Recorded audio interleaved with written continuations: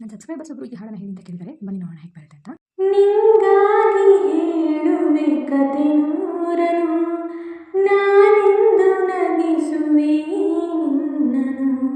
ಇರಳಲ್ಲಿ ಕಾಣುವೆ ಕಿರುನಗೆಯನು, ಕಣ್ಣಲ್ಲಿ ಮುಚ್ಚಿದ್ದ ಹಂಗನಸನು, ಜೊತೆಯಾಗಿ ನಡೆವೆ ನಾ ಬಳೆಯಲು,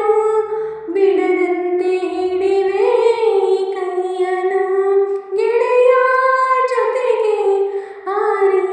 ಬರುವೆ, ಬಾನ ಎಲ್ಲಿಯೇ ದಾಟಿ ನಲಿವೆ, ನಗುವ ನಯನ ಮಧುರ